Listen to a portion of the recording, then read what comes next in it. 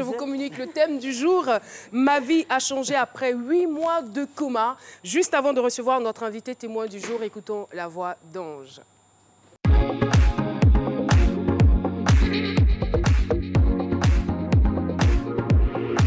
Semdi reçoit un jeune Guinéen. Amadou Ba est né à Cotonou. Sorti major de sa promotion, il est diplômé en sciences juridiques. Très tôt, Amadou décide de devenir avocat. Malheureusement, il est freiné dans son parcours par un accident qui le plongera pendant 8 mois dans le coma. Toute la vérité de son histoire avec Caroline.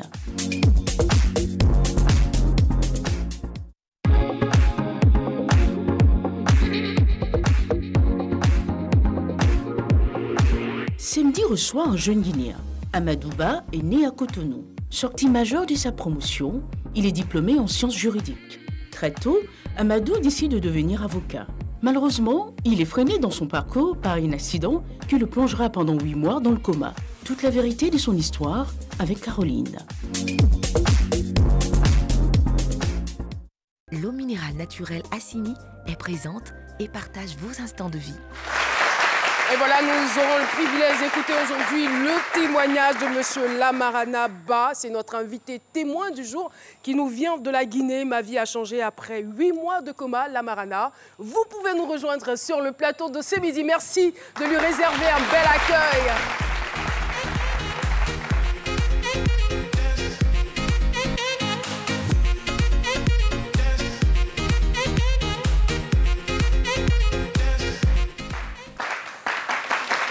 Bienvenue sur le plateau de ce midi.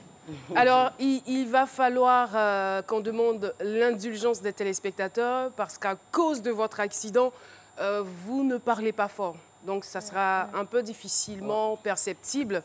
Mais nous croyons tout de même que grâce à la magie de la technique, votre voix sera prolongée. En tout cas, merci beaucoup d'être là.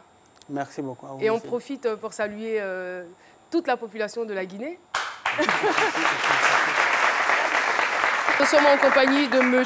Lamarana Amadou Ba. Je le rappelle, il est de nationalité guinéenne. Il vient plus précisément de Pita. Pita qui est à 400 km de Conakry. C'est bien cela, on embrasse tout le monde là-bas. Il faut dire que vous êtes avocat de profession. Et malheureusement, vous sortez d'une soirée entre avocats et vous faites un accident. Oui, de la circulation. Un accident de la circulation parce que vous étiez à moto. Racontez-nous un peu ce qui s'est passé. En fait, tout a commencé là. Je revenais de la soirée organisée par un confrère avocat. D'accord. C'était lors des élections bâtonnales en janvier, le 19 janvier 2013. Au retour, en route, nous sommes arrivés dans un quartier qui n'était pas très sécurisé, qui n'est pas très sécurisé d'ailleurs. Donc j'ai décidé d'accélérer. J'étais avec une copine. J'ai décidé d'accélérer pour qu'on passe rapidement le quartier. Quand j'ai accéléré, arrivé à un certain niveau, la moto s'est déchaînée. Et la chaîne s'est mise entre les roues. Ce qui a projeté la moto. Et nous sommes tombés. Nous avons glissé à 10 mètres comme ça. J'ai eu des blessures sur la main et au niveau des genoux. Vous portiez un casque? Oui, je portais un casque. Et votre ami? C'est brisé d'ailleurs. Le casque s'était brisé. Le casque s'est brisé. Donc le choc était violent alors? Il était très violent. Et la fille, elle aussi, elle était blessée. Et il y avait des voisins à côté qui faisaient le thé à 2 h du matin. Ils ont suivi l'action. Ils ont venu rapidement à notre secours. Donc, dès qu'ils ont pris, j'ai dit, envoyez-moi chez mon médecin dans un quartier, Lambagne. J'ai dit, envoyez-moi chez lui. Ils m'ont conduit directement chez lui. Lui nous a reçus, il nous a fait un traitement. Et il a appelé en même temps ma maman, parce qu'il a le numéro de la famille. Il a dit, ah, si vous ne venez pas, le cas est critique, hein. Venez très tôt le matin. Maman, sans même faire ses toilettes, elle s'est déplacée pour venir avec ma soeur. Et on m'a traité là. J'ai suivi un traitement pendant 2 semaines. Les plaies sont cicatrisées. Et je n'avais rien senti au niveau de la tête. Lui aussi, le médecin ne m'a pas conseillé de faire un scanner pour voir s'il n'y a pas quelque chose, un problème à la tête. Mais vous avez au moins signalé que le casque était brisé? Non, je ne le savais pas en ce moment. D'accord. C'est après ça que j'ai su. C'est après qu'on vous a donné l'information? Oui, que j'ai su le casque. Donc, je n'ai pas fait de scanner.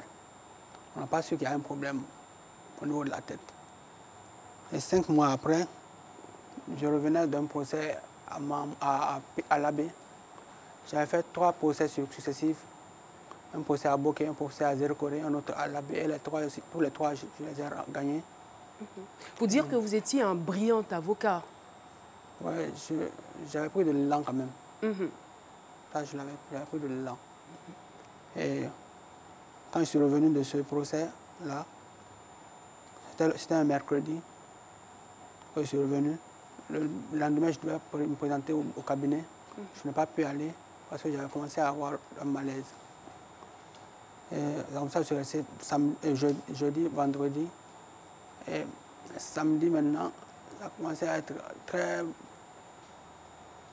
violent, un mal de tête, qui était insupportable. J'ai demandé qu'on m'envoie à la même clinique. J'étais là-bas, on m'a fait des injections, on m'a placé des perfusions aussi.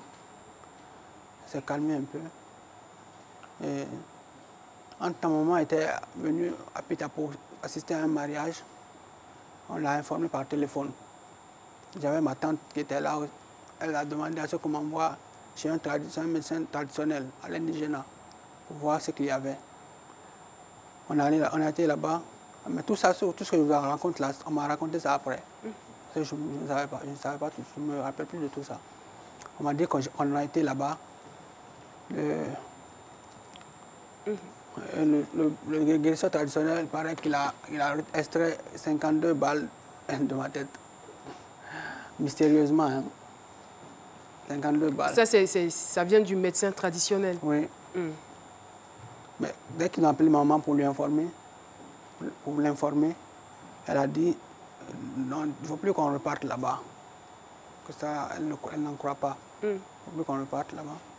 Et un client est venu me rendre visite. Il a conseillé qu'on m'envoie chez un médecin qu'il connaît, qui est un médecin de l'ambassade de France. On a été là-bas. Il m'a posé des questions lui aussi. Mais je ne parvenais pas à répondre aux questions. Là, vous n'étiez plus conscient en fait. Je n'étais plus conscient. Vous n'étiez plus conscient. J'avais perdu connaissance. Et la question, il les ramenait à ma soeur. Genre, est-ce qu'il fumait? Est-ce qu'il prenait des stupéfiants?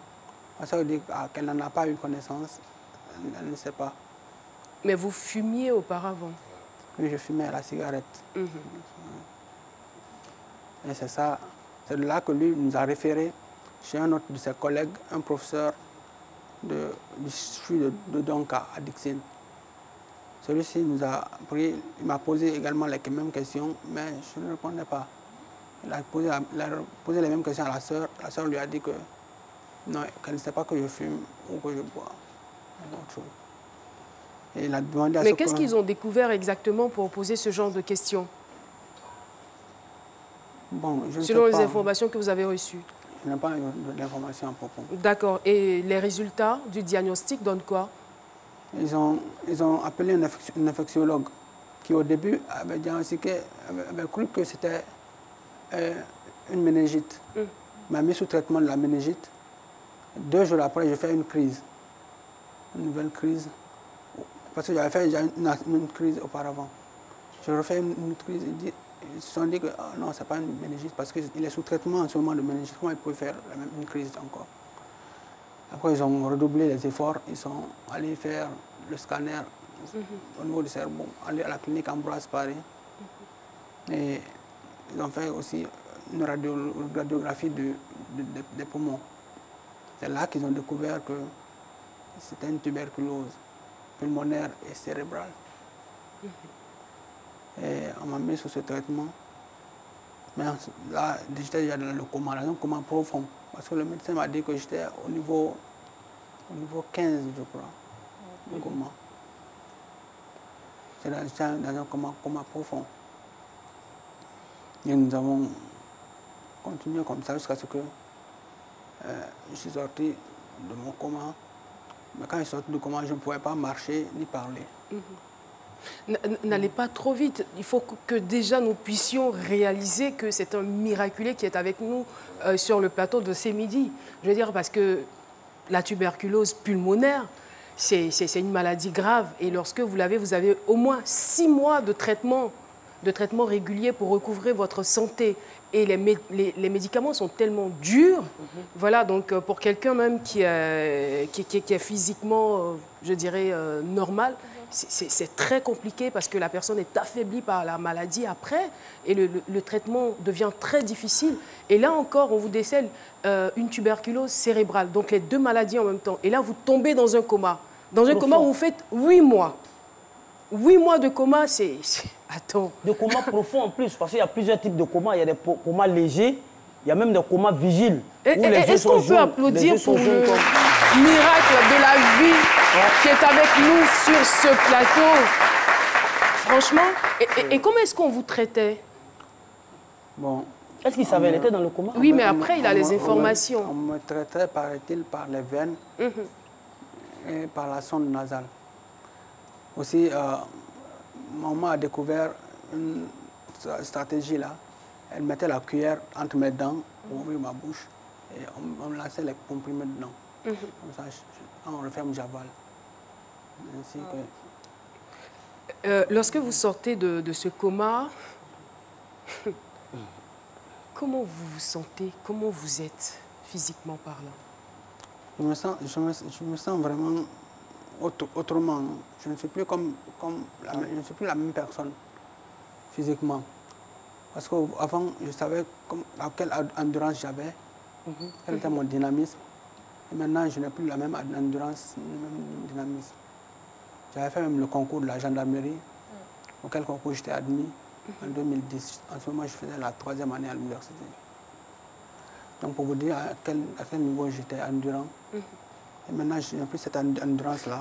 Mais c'est tellement normal parce que lorsque vous sortez d'un coma, vous retournez à l'état végétatif. Donc, vous devenez comme un bébé qui doit tout réapprendre. Apprendre à marcher, apprendre à parler.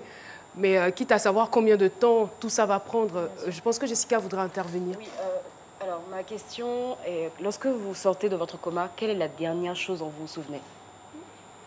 Est-ce que tout de suite, vous avez des souvenirs de ce qui s'est passé avant ou rien du tout, c'est un blackout? Ce qui s'est passé avant, dans le passé proche, je ne m'en souvenais pas. Plus du tout. C'est dans le passé lointain, il y a des choses que je me souvenais. Je veux dire, l'accident, par exemple, vous vous en souvenez? Oui, je m'en souviens. Non, l'accident, je ne m'en souvenais pas. Il a fallu qu'on me le rappelle. Donc, les choses se sont faites de façon progressive. Ouais. Quand on vous raconte une histoire, vous la voyez, je veux dire, de façon générale, de façon globale. Voilà. Et il y a des souvenirs qui vous reviennent. Ouais, je me souviens déjà d'un certain nombre de choses qui sont alentour. L'accident s'est passé en 2013, c'est bien cela? Oui, en 2013. Donc, ça fait aujourd'hui 5 ans. Donc, vous avez dû faire la rééducation pour pouvoir marcher.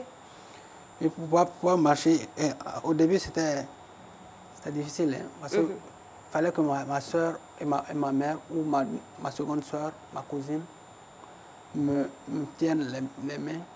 Et je m'appuie sur elle. Et il y a un ami qui me tenait le pied pour me tirer devant, pour me déplacer petit à petit. Ça a duré combien de temps, ça? Ça a duré plus de 2 mois. Hein. Mais c'est lorsque un guérisseur traditionnel m'a été recommandé. Il est venu, un jeune de mon âge comme ça, il venait de la forêt. Quand il est venu, il m'a vu, il a dit « Ah, ça c'est un sort ». Il a dit ça directement. Il a dit quoi? Il a dit que c'est un sort. Bon, ça c'est la version des guérisseurs. Ouais. Le diagnostic des médecins donne quoi exactement? On dira forcément que l'infection pulmonaire est due au fait que vous êtes un ancien fumeur. Enfin, je suppose, je peux me le permettre de dire ancien parce que vous ne fumez plus. Et au niveau cérébral, est-ce qu'on fait le lien avec le choc de l'accident, finalement? Oui, le médecin m'a dit que ça a un lien avec l'accident. C'est un lien avec l'accident. Il nous a même reproché pourquoi nous n'avons pas fait le scanner. Le scanner, ça c'est la moindre des choses quand même. Oui, Jess. Revenons au coma, parce que je pense qu'il y a beaucoup de Vous personnes... aimez le coma aussi, il est sorti du coma. Non, quand une personne est dans le coma, quand une personne est dans le coma, C'est on ça. a tendance à se dire que la personne est entre deux mondes parallèles. c'est Donc vrai. le monde ici, le monde là-bas. Donc tout le monde s'imagine que vous voyez des choses, vous entendez des choses. Est-ce que dans votre cas, il y a eu de telles manifestations un peu bizarres ou rien du tout? Rien. Pendant 8 mois, rien. Moi, personnellement, pendant ces 8 mois, je n'ai rien vu. Je ne voyais que du noir. Bon, je ne sais pas ce que j'ai vu. Je ne m'en souviens pas. Je ne sais pas si j'ai vu des choses, mais si j'ai salué des Dr Philo, par exemple, là-bas. Je suis sûre que si vous l'aviez vu, vous n'aurez pas fait 8 mois. Vous serez très, très vite sorti de ce Vous allez coma. revenir très, très vite. D'accord. Ah bon? Ok. Mais comment on se sent? On sort de 8 mois, vous avez une carrière, vous aviez, je pense, des projets. Et là, vous sortez de 8 mois où, Caroline l'a dit, vous devez tout apprendre. Comment est-ce que, psychologiquement, comment est-ce qu'on se sent? Il faut, psychologiquement, le moral est bas, mais on essaie de s'efforcer pour remettre le moral au beau fixe. Sinon, c'est bas. Avec la voix qui a été atteinte là, et ma profession. Justement, c'est liée votre à la instrument, voix. c'est l'un de vos instruments de travail, la voix d'un avocat. C'est ça. Donc, je fais un maximum d'efforts pour pouvoir gérer les procédures que j'ai en main. Parce qu'à des audiences même, si c'est des procédures pénales par exemple, il me faut aller voir d'abord le juge à l'avance, avant qu'il me monte à l'audience, pour lui annoncer que j'ai eu un tel cas pendant un tel moment et ce qui a causé une séquelle au niveau de ma voix. Donc je vais fournir le maximum d'efforts pour me faire entendre. Je voudrais aussi qu'il fasse autant. D'accord. Nous échangeons avec Lamarana Ba, qui nous vient de Conakry, et nous profitons encore une fois pour saluer toute la population du côté de Nzéré Koré, de Kankan, de Boké, de Fria, de Kessidougou. Aujourd'hui, on est en Guinée pour dire que si vous êtes dans la sous-région, que vous avez envie de venir témoigner ici dans cette émission, nous sommes ouverts. Alors, il nous racontait sa mésaventure. Il était avocat, un avocat brillant. Il est toujours d'ailleurs. Il a malheureusement fait un accident. 5 mois après, de violents maux de tête se déclenchent. Il se retrouve là dans un coma. On lui décèle donc une tuberculose cérébrale et en même temps une tuberculose pulmonaire. Il en souffre, mais par la grâce de Dieu, il est compté au nombre des vivants. Il est avec nous sur le plateau de Ce Midi aujourd'hui et nous nous en réjouissons. Alors, Monsieur Lamarana, Jessica, vous avez posé une question relative à votre état psychologique. Vous avez dit que vous faites l'effort de vivre avec parce que ce n'est pas évident. Là, vous vous sentez diminué. Oui, effectivement. Je fais l'effort. Et je disais que pour les procédures civiles, par exemple, ça, je peux les gérer. Je le fais par écrit parce que la procédure elle est essentiellement écrite en matière civile, économique et administrative. En matière pénale, là, c'est un peu compliqué parce que là, il faut parler. C'est la procédure pénale qui lance l'avocat. L'avocat se fait connaître à travers la procédure pénale. Et donc, là, je suis vraiment en difficulté.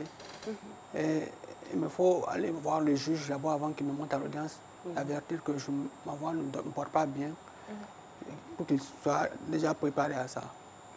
Et comme ça, je viens. Si je trouve que le public est trop, donc je ne peux pas plaider avec tout ce public-là, je demande à ceux qui m'acceptent de faire ma plaidoirie à l'écrit. Je le fais à l'écrit, je passe. Donc ça évolue dans mes procédures, la vie professionnelle. C'est pas très facile. Au moins, vous n'avez pas baissé les bras pour dire non, après ça, je ne veux plus travailler. Franchement, je suis déçu de la vie. Si vous continuez de travailler, ça veut dire que vous gardez espoir. Quand même. En 2014, déjà, j'ai repris le travail. Et quand j'ai appelé mon manager, le formateur, le maître de cabinet, il a été surpris que je dise que je veux reprendre. Vous avez un mental d'acier. Alors, doyen, on vous écoute. Je voulais simplement demander à notre ami Lamarana, Lamarana Ba, s'il n'a pas perdu du client du fait qu'il soit devenu à fond. Exactement. Bon, perte de clients, oui. Bon, Vous n'allez pas évaluer en termes de perte de clients. Peut-être vous avez de moins en moins de clients. Ouais, il y a le manque à gagner. J'ai de moins en moins de clients. Mais perdre de clients, c'est-à-dire que ceux que j'avais acquis déjà, je les ai perdus. Non, ça, je n'ai pas perdu. Parce qu'eux me connaissaient déjà au passé. C'est ça. Mais les nouveaux ne sont pas arrivés. Les nouveaux ont du mal à venir parce que c'est dès le premier entretien, ils sentent ma voix. Ils disent est-ce que lui est capable de gérer. Alors, surtout avec la procédure écrite, excuse-moi, est-ce que vous avez déjà remporté des procès? Oui, j'en ai remporté. Parce que j'imagine, vous écrivez souvent, on dit objection, objection rejetée. Le temps où vous allez écrire, bon, on donne la parole à l'autre. Est-ce que vous remportez des procès avec ça? La procédure écrite, on ne dit pas objection, objection. Donc il lit et puis il accepte. Elle est écrite, on écrit, on dépose. Ah d'accord. Okay. Oui, Marie-Paul, juste on après, on tout de reçoit suite que notre invité du jour est essoufflé. Vous êtes essoufflé quand vous parlez. Pourquoi à un moment vous n'êtes pas dit je laisse tomber? Est-ce que ça ne va pas vous créer des problèmes par rapport à votre santé d'essayer de forcer? L'argent. Non, mais la santé avant. avant. Avant que je ne reprenne le travail, j'ai demandé l'avis de mon médecin. Il m'a dit que c'est la meilleure des choses. De reprendre, de m'efforcer, progressivement, ça va revenir. Ok, d'accord. De ne pas rester à la maison seulement. Sinon, ça va augmenter le stress et puis il n'y a pas de mouvement physique. Je salue votre courage. Merci. Alors, merci infiniment. Nous salue votre question. Alors, nous sommes pratiquement au terme de l'échange. Alors, avec du recul aujourd'hui, quelle analyse vous faites de tout ce qui vous est arrivé? Sinon, je dirais, comment prenez-vous aujourd'hui la vie? Je prends la vie du bon côté. Et je suis croyant avant tout. Je crois que c'est une épreuve de Dieu. Et parfois, on nous dit en religion, islamique ou chrétienne d'ailleurs, que parfois votre trajet peut être retardé parce qu'il y a une tempête là où vous allez. Et donc, il ne faut pas vous en frustrer, il ne faut pas ni vous décourager. Donc, Dieu est fort, Dieu ne se trompe jamais. Il a certainement un meilleur truc qui réserve pour vous. Un meilleur cadeau qui réserve pour vous. Ça, c'est quand même un gros avantage pour les Africains en général qui croient en Dieu, parce que pas tous. Je veux dire, en ce genre de circonstances, on est à 2 doigts carrément de la dépression. Mais avec cette foi, ça nous donne de garder espoir et de croire en l'avenir, et surtout de croire en un avenir meilleur. En tout cas, merci beaucoup pour ce témoignage. C'est vrai que vous avez toujours besoin d'être soutenu, médicalement parlant, de rencontrer les meilleurs médecins et peut-être aussi orthophonistes, je dirais, puisque vous avez besoin de recouvrer votre voix pour travailler. On espère bien que ça va se faire. Qui sait, peut-être qu'en Côte d'Ivoire, ici, vous allez rencontrer de bonnes personnes dans ce domaine.